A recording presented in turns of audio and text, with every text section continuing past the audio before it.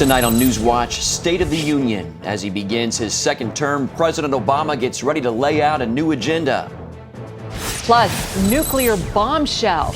North Korea defies the world community by testing another weapon.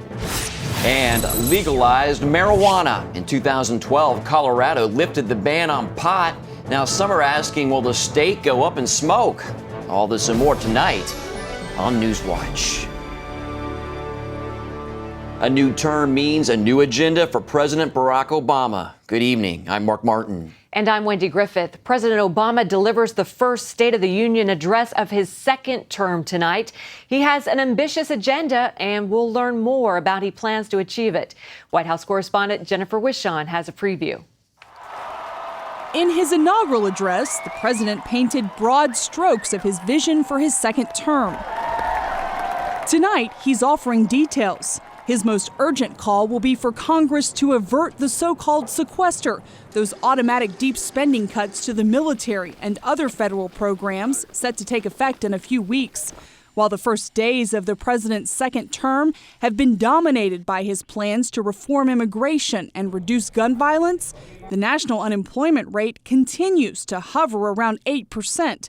And tonight, White House officials say the president will outline a plan to create more jobs. The president understands fully that we have work to do on the economy. We are not done, not even close. We need this economy to continue to grow. We need it to grow faster. We need it to create more jobs. The president will call on House Republicans to raise some taxes and get rid of some loopholes to cut the deficit.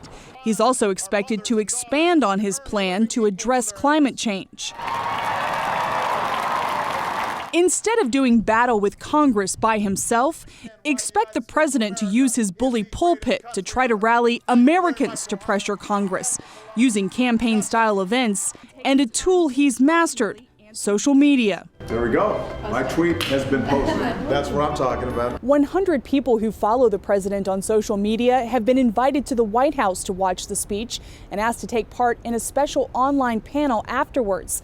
Meanwhile, the White House will stream a special version of the president's address online, complete with graphics and supporting information. The president will have trouble passing nearly every piece of his agenda through the divided Congress. However, the Obama administration has already demonstrated a willingness to take executive action whenever possible to achieve its goals.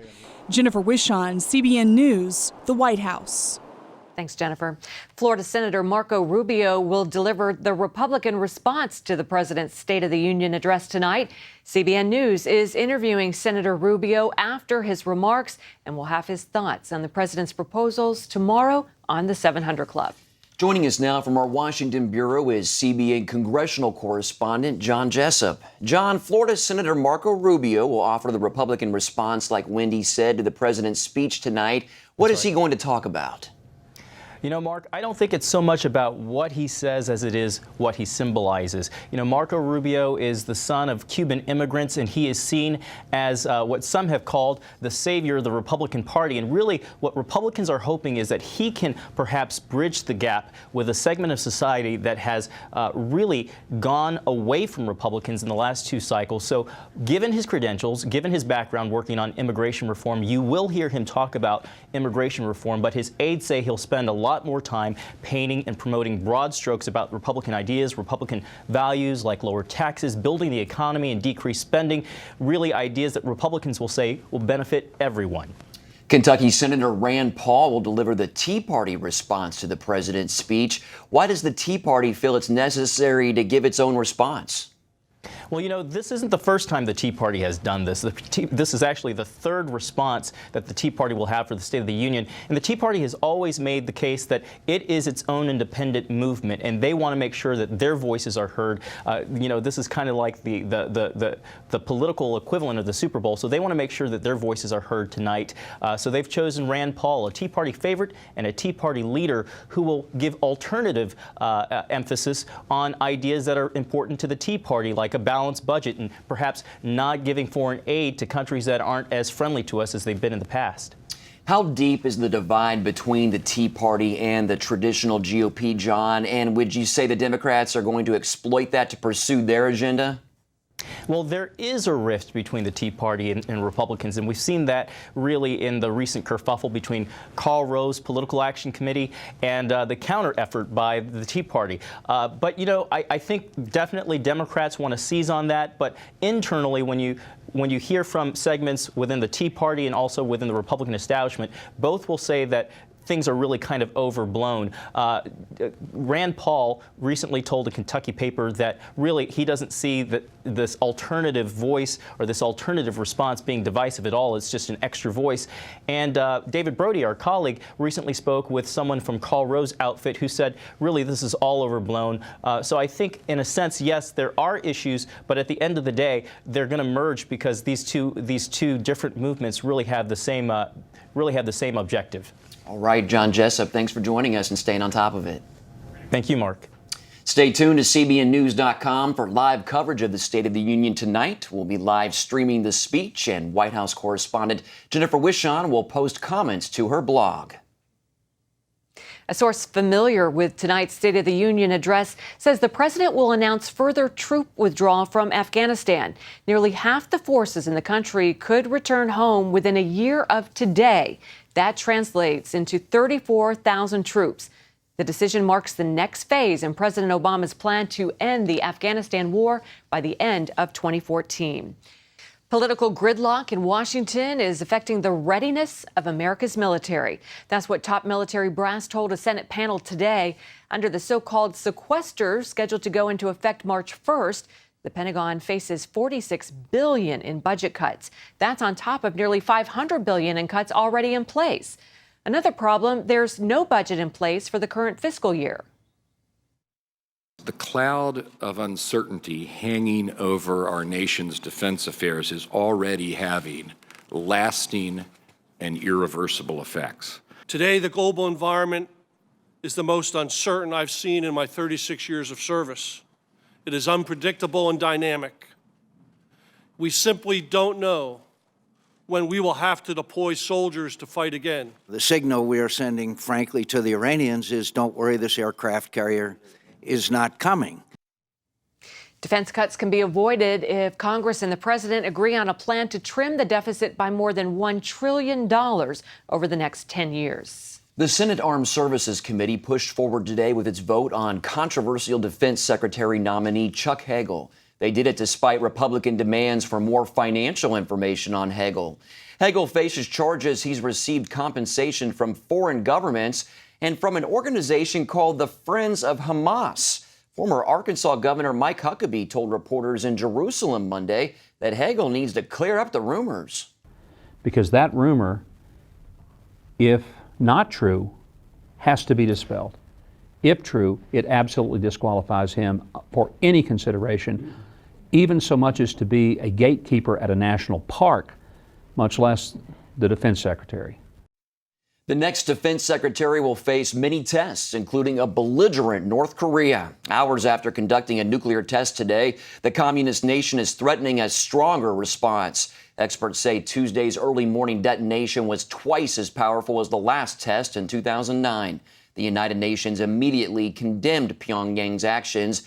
In Washington, outgoing Defense Secretary Leon Panetta called the nuclear test a serious threat to the United States. Experts worry the regime is closer to developing a warhead small enough to be mounted on a long-range missile, bringing the U.S. West Coast within striking distance. And joining us now is Dr. Paul Bonicelli. He's Executive Vice President of Regent University. He's also a former administrator at the U.S. Agency for International Development under President George W. Bush. And Dr. Bonicelli, thanks so much for being on the program with us. Well, a lot happening in North Korea today. The UN Security Council condemned this latest test and is vowing action. What kind of action would actually deter the Koreans? Certainly not more talks, certainly not more condemnations. We've now reached the third administration that has been sort of pushed around by this regime. And I think actually this grandson who's running this sort of cultish communist state is the most successful. He has seen the history that they can get away with demanding, extorting more aid from the West and from other powers if they threaten enough. And so that's exactly what he's doing. Now, even China, North Korea's closest ally, is getting a little fed up with this, aren't they? They really are. They have sort of, I read the other day, someone said it's China has sort of like raised a rabid dog to protect its property. So they have this problem they've created for themselves. Interesting. They've supported the North Koreans, but they can't control how much they provoke the rest of the world. Now, this is being called a great threat to the U.S. Why, they detonate on a mountain in North Korea. Why is that a problem for us? It's probably much worse this time because the speculation is that this is not a plutonium bomb and is now a uranium bomb, which means they have two ways of creating nuclear weapons, and they also can create them in a much smaller space. It's harder to find uranium production, harder to deal with it, and it's easier for the North Koreans to export it to terrorist powers because of the smaller size and operation. Now, if the UN and the U.S. fail to deter North Korea from doing this, what kind of message does this send to Iran? Yeah. The Iranians and the North Koreans have been getting the same clear message, and this will bolster Iran because it's doubtful at this point that the Obama administration is going to do anything about it. And so it just strengthens those that want to do these things, and it encourages terrorists to know that there's more good stuff on the way if the North Koreans are perfecting a uranium bomb. Now, what does this tell us about the new leader, Kim Jong-un? You said he's smarter than his dad. Is he more evil? I think that, this is a kid raised, spoiled brat, raised in Europe, went to great schools, the son of a spoiled man, of the original founder of the communist state. And everything is about brute force and threats, and he's learned that has paid off. I mean, this is the key here. He's the third one in a line looking back over 2 generations and says, this works. The West backs down every time we threaten. And I think that just makes him more aggressive, and given the place that he was raised and the way he operates, I would say more evil. So why do we back down? The biggest problem that we face is that South Korea is in grave danger if the North Koreans want to use conventional weapons if we retaliate against their nuclear program. That's number one. The South Koreans have never been willing to risk another war. Second problem is that China has, I think, miscalculated in raising this rabid dog. They are not appreciating that they either have to force them to stop or they have to buy them off themselves. Otherwise, they're going to see a nuclear Japan, a nuclear South Korea, and probably a nuclear Taiwan. And that's the last thing China wants, is for all of those states to react as nuclear states to North Korea. Dr. Paul Bonicelli, thanks so much for being here. Thanks. Up, the next pope, with Benedict stepping aside. Many are suggesting the next pontiff will be younger and possibly from the developing world. CBNNews.com. News you want, when you want, 24/7. Stay current with up-to-the-minute stories. Efrem Graham, CBN News, New York. I don't have to wait for my news anymore. CBNNews.com, at your fingertips all day long. I only watch the stories I want to see. I find the story, I click on it, and boom, I'm there. Embassy in Washington, Eric Stakelbeck, CBN News. The source for your news, CBNNews.com. It's probably something I've had for many years, and every year the PSA would be a little higher. I just kept kind of ignoring it. One of those guy things. It'll go away. It'll go away. Finally, one day, Janet says, you're going to the doctor. They did a blood test. My PSA was 14. I needed to get a second opinion, so we contacted Cancer Treatment Centers of America. To find out more about Cancer Treatment Centers of America and our unique treatment options for complex and advanced stage cancer, go to cancercenter.com. The really great thing is that you just go online, and if you have prostate or lung cancer or whatever, you can see what their survival rates are. You can also check for participating insurance plans.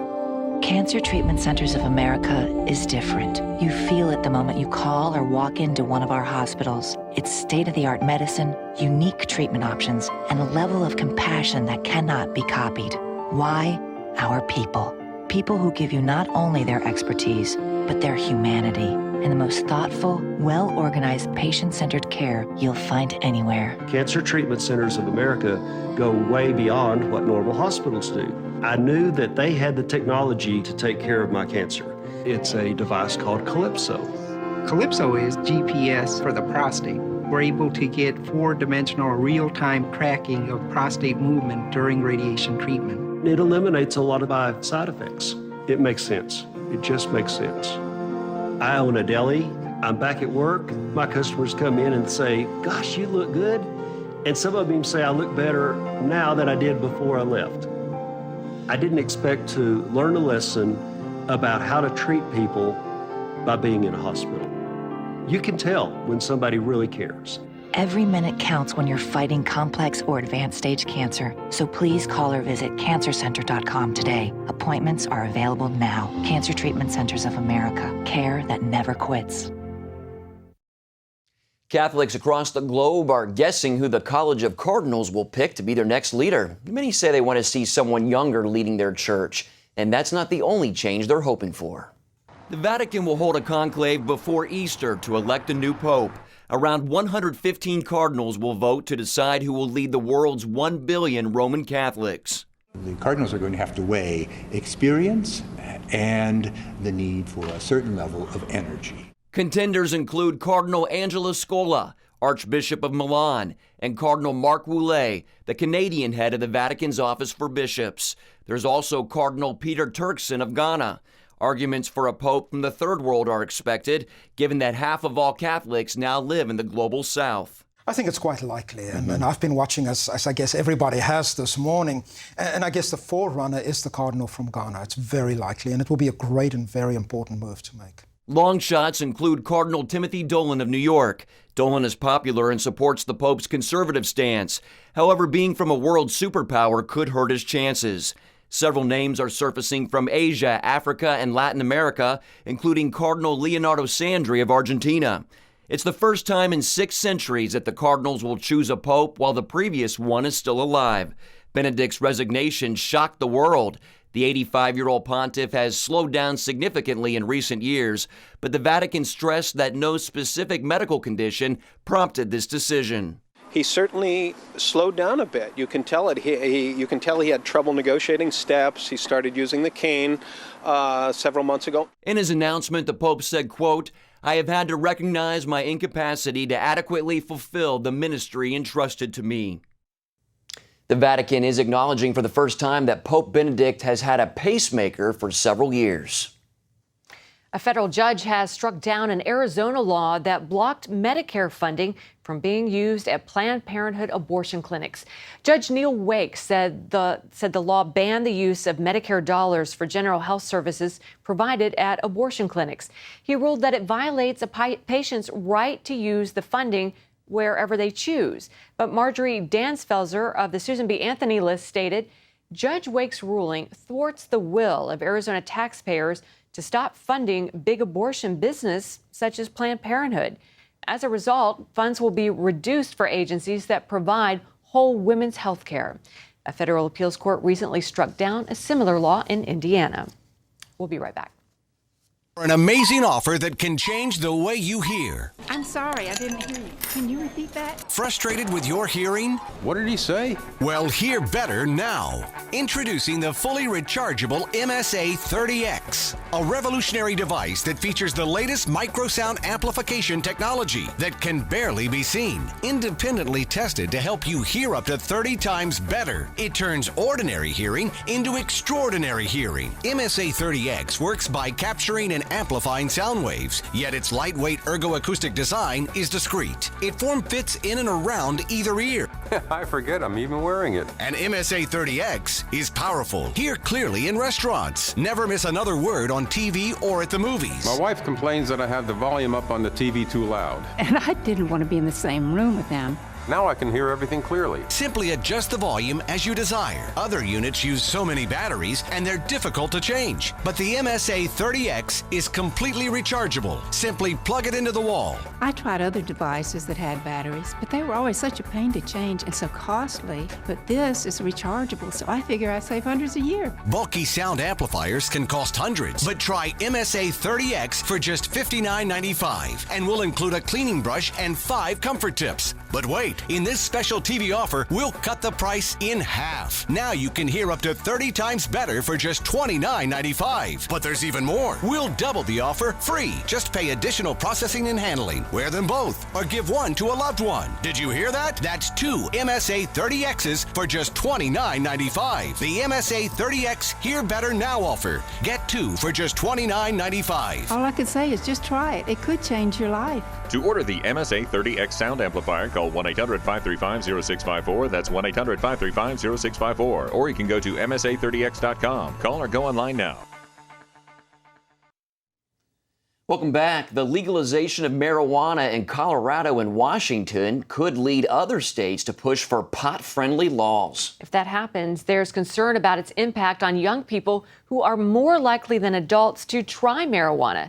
As Heather Sells shows us, they're also more likely to suffer from it. Pot smokers have wasted no time in lighting up in select bars in Washington and Colorado. The two states are seen as leaders in a national movement to legalize marijuana. While advocates believe it would keep kids safer, opponents fear it could prove disastrous.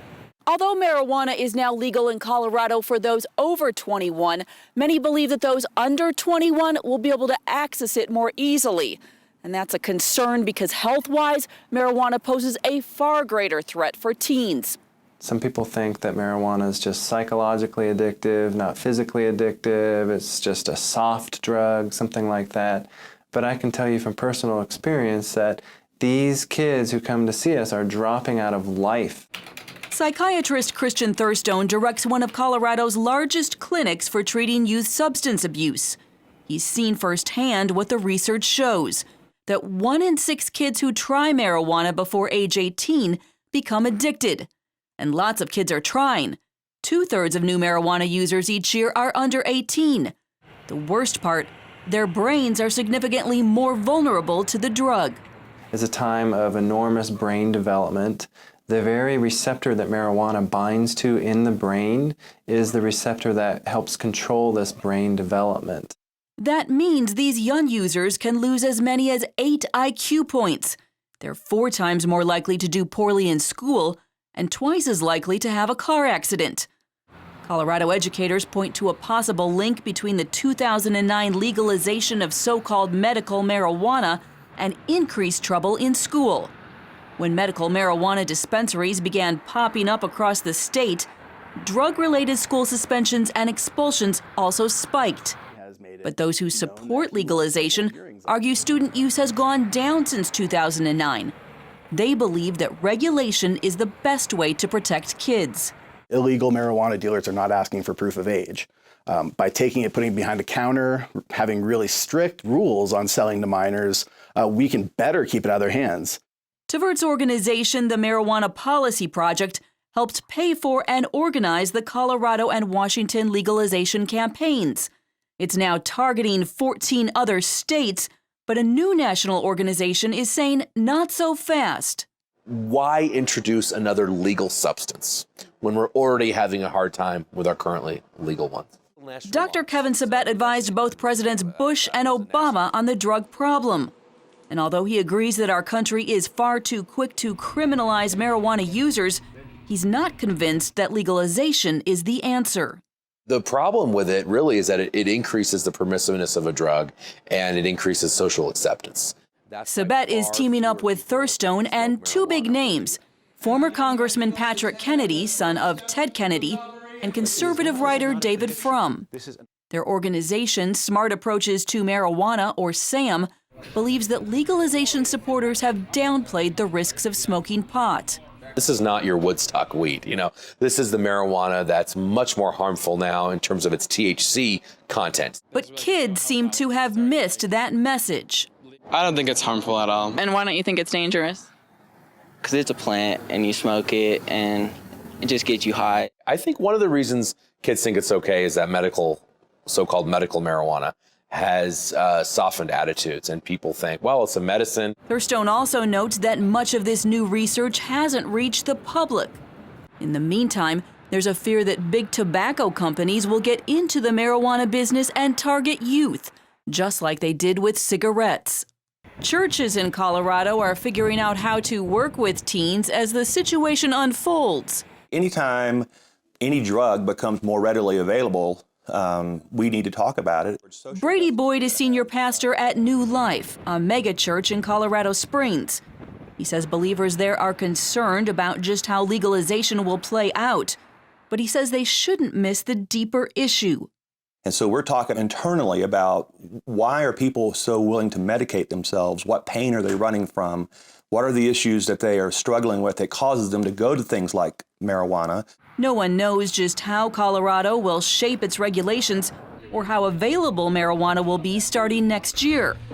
But what's clear is this: the nation will be watching, waiting to see what legalization means for communities and especially for their youth. Reporting in Denver, Heather Sells, CBN News. Great story. Thanks, Heather. Stay with us. We'll be right back. Ow, my feet hurt. My feet hurt, your feet hurt. White hot pain, I wanna cry. Is there anything I can try? Why, yes. Introducing Strut Soul Angels, the human shock absorber that helps alleviate foot pain. The first 10 steps in the morning to the bathroom were excruciating. Within 3 days after I put Struts on, it's been such a relief. Slipped it on and almost immediately I felt a support, kind of like a pillow underneath my arches. The Struts Soul Angel provides a great amount of relief and support throughout the course of the day, providing shock absorption and relief of pain. On your feet without proper support can be painful. Strut Soul Angels promotes better balance, control, and body alignment. Standing in your heels all day is painful, but slip on Struts and you'll enjoy comfort and support 24/7. Struts is so versatile, you'll wear them in every shoe you own, even barefoot. I'm on my feet all the time. I teach 11 and 12-year-olds. The pain was so much that I knew I had to do something. And with the Struts, I can do my job and enjoy my job. I usually am on my feet from 8 to 12 hours a day. When I wear my Struts, it's like giving my feet a hug all day. It's life-changing. I wear them from the minute I get up to the minute I go to bed. Why pay $400 for custom orthotics? Now get Strut Soul Angels for just $10. You also get Miracle Foot Repair Cream, absolutely free. Use it to help relieve dry, calloused feet overnight. But wait, call right now and we'll double the offer free. Just pay separate processing and handling. Plus, you get a 100% money-back guarantee. If not completely delighted, send it back. But keep the foot cream as our gift just for trying. You get it all. A $70 value for just $10. Oh, yes! Love my Struts, love my Struts. The best thing since sliced bread. They heal pain from toes to head. Get yours now, your doctor said. Struts. Be nice to your feet. Call now. Call 1-800-787-1580 and get your Struts and Miracle Foot Repair for just $10 and we'll double the offer. That's 1-800-787-1580 or visit getstruts.com. Winter storms and drifting snow usually mean bundling up and scraping or shoveling snow. All that fun stuff. But for a handful of Minnesota daredevils, it's a time to, believe it or not, suit up and hang 10. We're going to go hit the waves for a little bit. We got a nice swell today. Leftovers from the storm from yesterday. Right now my toes are really cold. And that's the first thing to get cold is your toes and your fingers. Oh my goodness, look at all the surfers. This week, at least 10 surfers braved the Great Lakes to catch a wave. Talk to most surfers, and heavy snow and a negative wind chill are not ideal conditions for wave riding, but in Minnesota, it's a prime time for surfing. Started about 15 years ago. It was me and one other buddy. I have as much fun surfing here as I do in Hawaii. This time of year, the waves reach about 4 feet high. Great Lakes? I guess so. Looking like Lake Superior or something. That's it's a special amazing. kind of person who does that. Oh yeah, definitely. Good for them. That's all for this edition of Newswatch. Thanks for watching. Have a good night. Good night.